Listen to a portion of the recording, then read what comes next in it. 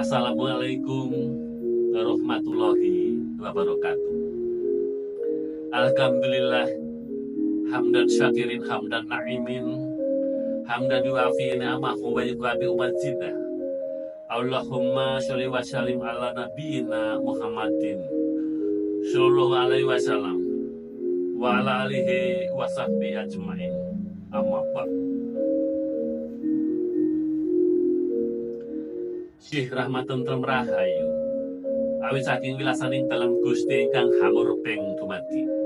Mugi tansah kajiwa kasarira tumedak saha tumanduh lumintu miwah lumintir ing jiwangga panjenengan sadaya terasan kula Waraden Sagung Sasomo Raharja Niskala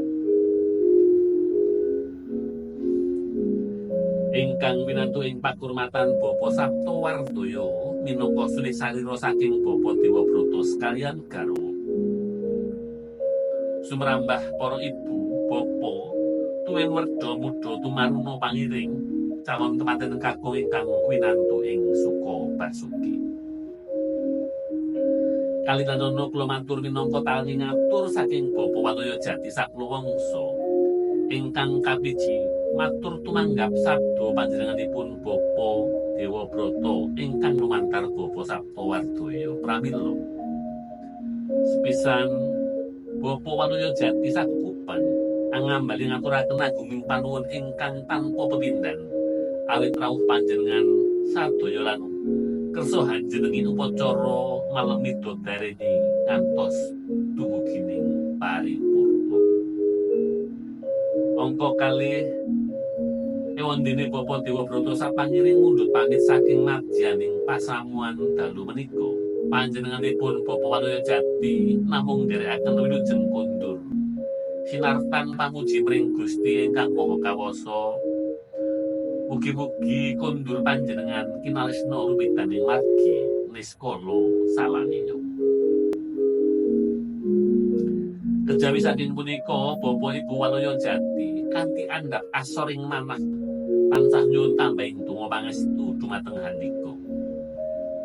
Mugi-mugi lumaksipaning tata cara ijab kabulipun calon pengantin sarimbit benjing enjing saged rancak gancar kalis ing rubido lan sambikala.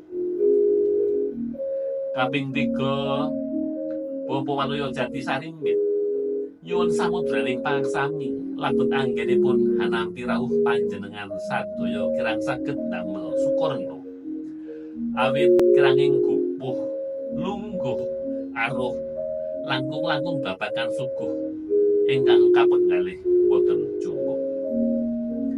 Salajengipun kula ingkang kinanggenah jejer minangka talanging basa Bapa Watoya Jati telah putrah ugi nyadong samudra pangaksama sedaya kirang saha lepat kula labet saking kutu ing seserepan sarta cublu ing pangertosan.